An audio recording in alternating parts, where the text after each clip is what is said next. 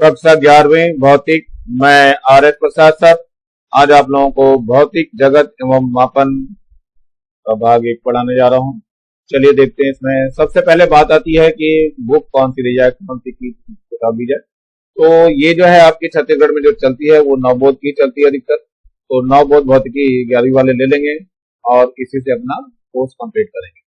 चलिए इसमें कुछ परिभाषाएं देखते हैं। सबसे पहले आता है विज्ञान होता क्या है। विज्ञान के बारे में जानना बहुत जरूरी है।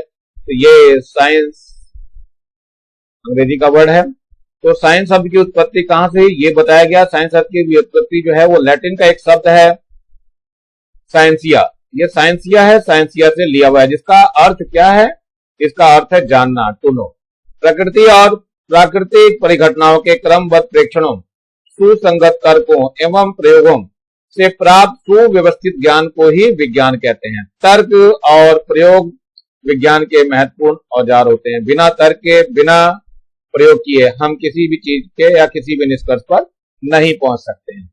चलिए आगे देखते हैं जरा हम ये विज्ञान का उद्देश्य क्या होता है, हमारा एम क्या होता है साइंस का। जरा देखते हैं जो बच्चे विज्ञान लेते हैं क्या उसका उद्देश्य होता है, ये भी उनको पता होना चाहिए। विज्ञान का उद्देश्य जो है हमारे चारों ओर घटने वाली घटनाओं को जितना अधिक से अधिक संभव हो सके विस्तार पूर्वक एवं गहराई से समझना होता है तथा इस प्रकार प्राप्त ज्ञान का उपयोग कर घटनाओं को नियंत्रित करने में या भविष्यवाणी करने में तथा जन कल्याणकारी बनाने में करना है। समय के साथ विज्ञान का क्षेत्र विस्तृत हो रहा है, अतः अध्ययन की सुविधा के लिए इसको 2 शाखाओं में वर्गीकृत किया गया है, जिसमें पहला है भौतिकीय विज्ञान यानी फिजिकल साइंस है। इसके अंतर्गत भौतिक हो गया, रसायन विज्ञान हो गया, गणित हो गया, भू विज्ञान हो गया, खगोल विज्ञान हो गया आदि का अध्ययन किया जाता है। दूसरा जो दिया हुआ है जैव विज्ञान यानी बायोलॉजिकल साइंस। इसके अंतर्गत जीव विज्ञान हो गया, वनस्पति विज्ञान हो गया आदि का अध्ययन किया जाता है। अब आता है भौतिक क्या होता है, फिजिक्स क्या है, इसके बारे में बताया गया है। तो फिजिक्स शब्द की जो व्युत्पत्ति है वो ग्रीक शब्द फ्यूसियस, ये फ्यूसियस से जुड़ी हुई है, जिसका अर्थ है प्रकृति यानी नेचर। संस्कृत में भी प्राकृतिक नेचर के लिए भौतिक फिजिक्स के लिए शब्द का प्रयोग किया जाता है। इसी से भौतिकी शब्द बना है और भौतिकी विज्ञान की वह शाखा है जिसके अंतर्गत प्राकृतिक और प्राकृतिक घटनाओं का अध्ययन किया जाता है और नियमों को दिया जाता है और उन नियमों की सहायता से हम अपने जीवन को संतुलित करते हैं। चलिए देखते हैं आगे। भौतिक विज्ञान की वह शाखा है जिसके अंतर्गत द्रव्य, ऊर्जा और उनकी अंतरक्रियाओं का अध्ययन किया जाता है। द्रव्य क्या है। द्रव्य वह पदार्थ है जिसमें द्रव्यमान होता है, जो स्थान गिरता है तथा जिसका अनुभव हम अपने ज्ञानेंद्रियों द्वारा कर सकते हैं, जैसे हवा, पानी, लोहा, लकड़ी इत्यादि। द्रव्य मुख्यतः 3 प्रकार के होते हैं, पता है आप लोगों को। ठोस होता है, द्रव होता है और गैस होता है। चलते हैं आगे की तरफ।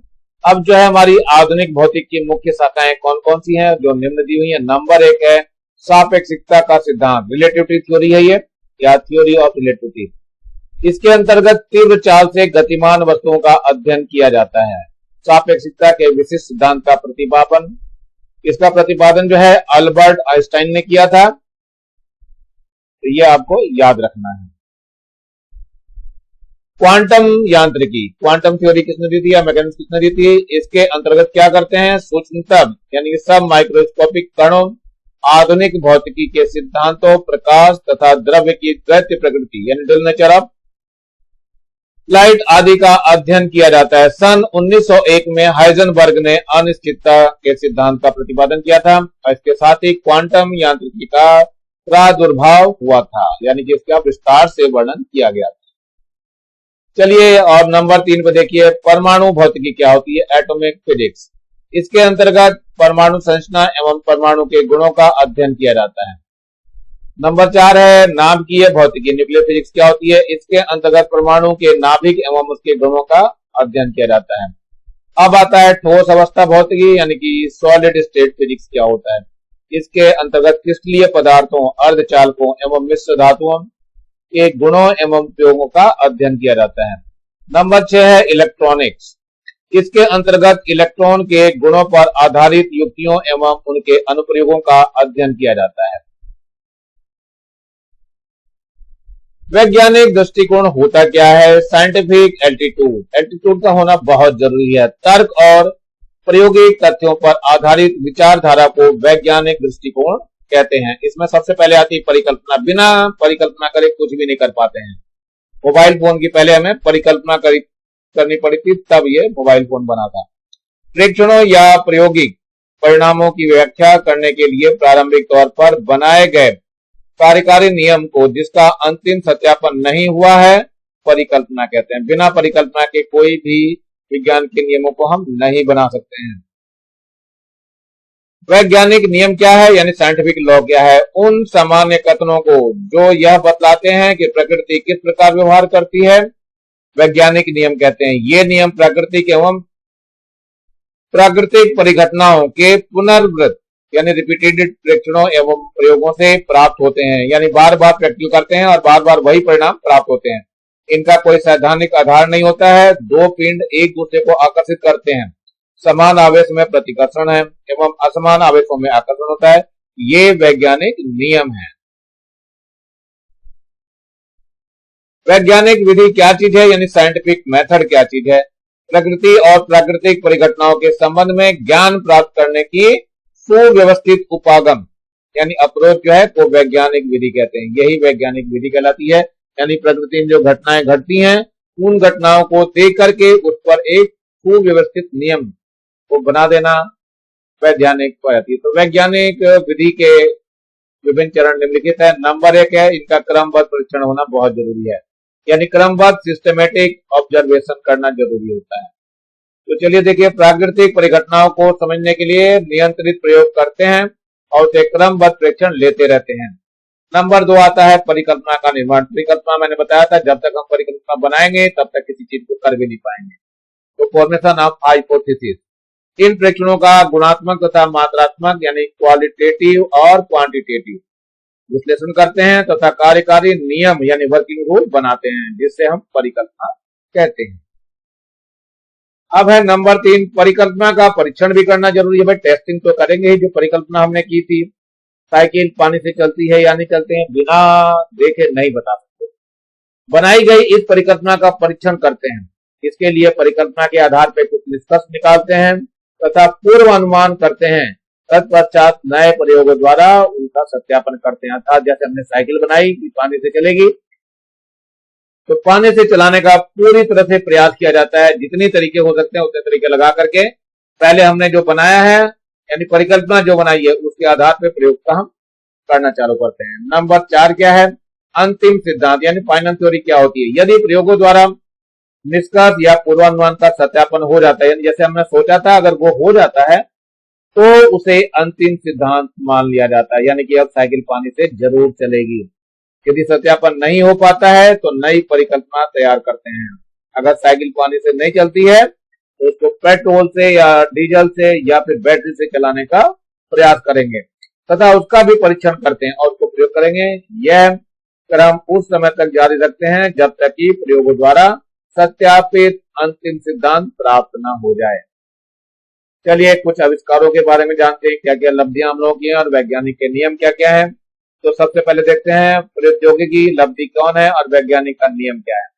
सबसे पहले आता है विद्युत जनित्र यानी जनरेटर। ये जो है फैराडे के विद्युत चुंबकीय प्रेरण के नियम से लिया गया था। कंप्यूटर कहां से लिया गया है, ये इलेक्ट्रॉनिक परिपथ का आंकिक तर्क है, अपने आप तर्क शक्ति लगाता है।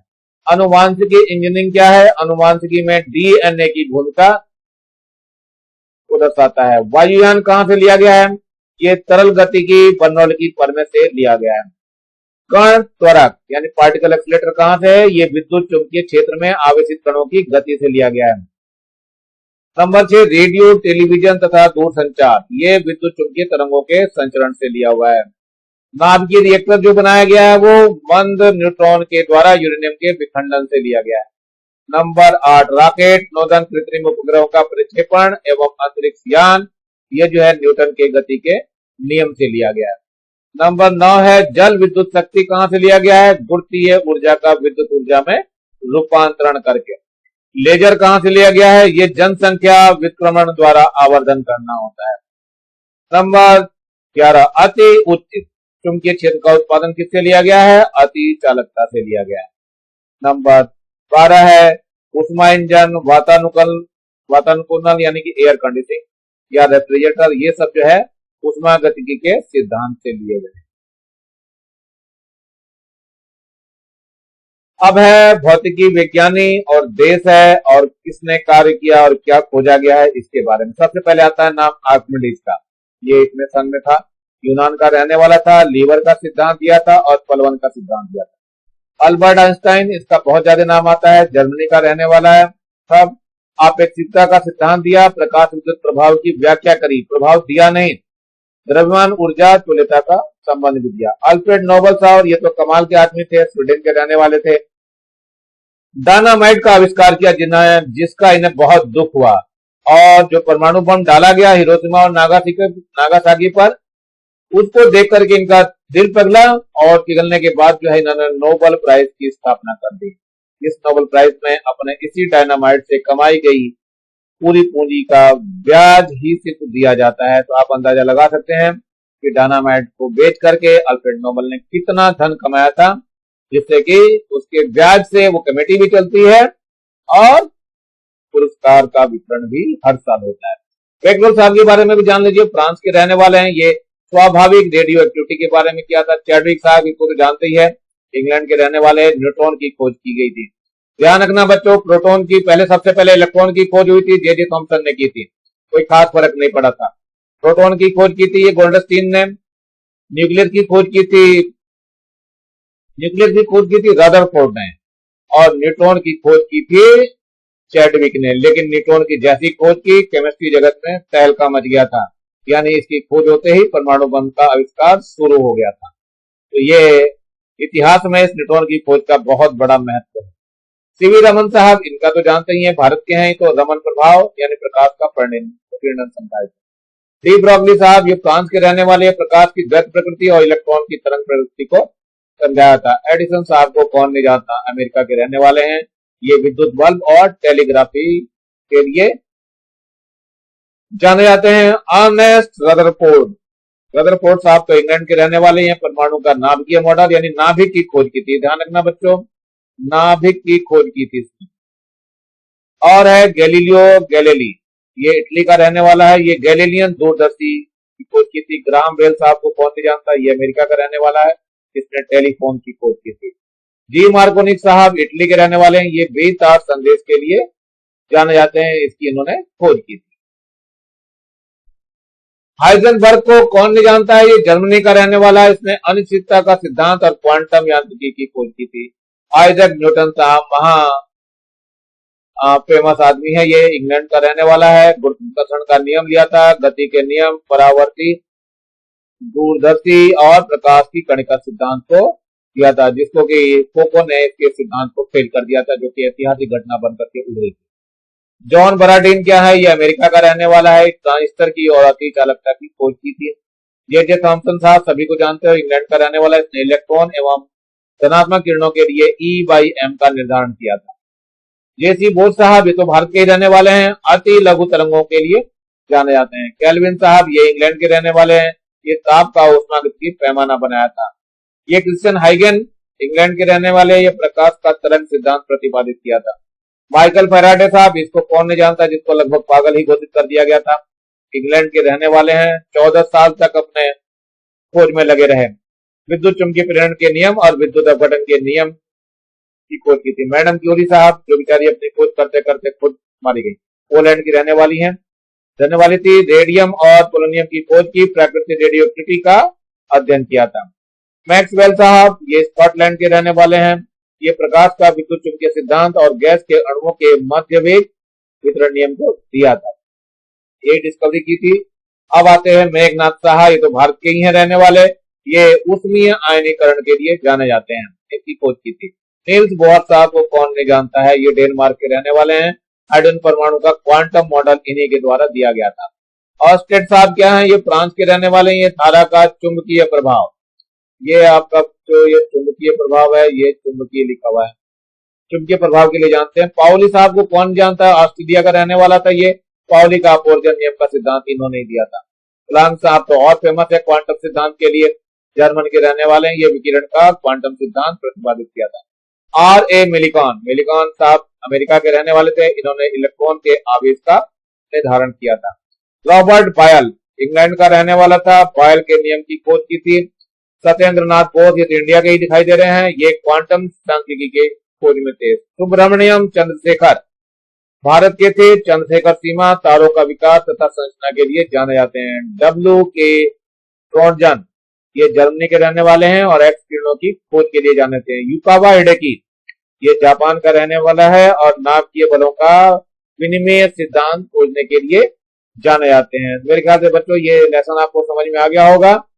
नीचे लाल रंग का बटन दिखाई दे रहा है, इसको दबा करके सब्सक्राइब कर लेंगे और मेरे वीडियो को लाइक भी करेंगे और ज्यादा से ज्यादा शेयर कर लेंगे, जिससे ज्यादा बच्चों का फायदा हो सके। इसमें एक बात बहुत ध्यान रखिएगा कि आप लोग जो है इसको सब्सक्राइब करके रखिएगा, जिससे मैं यदि अपने व्हाट्सएप ग्रुप में नहीं डाल पाता हूं वीडियो, तो आपको जैसे ही यहाँ डालूंगा वैसे आप लोगों को पास मिल जाया करेगा। और इसी के साथ मैं आर एस प्रसाद आज का वीडियो यहीं समाप्त करता हूँ। Thank you, have a nice day.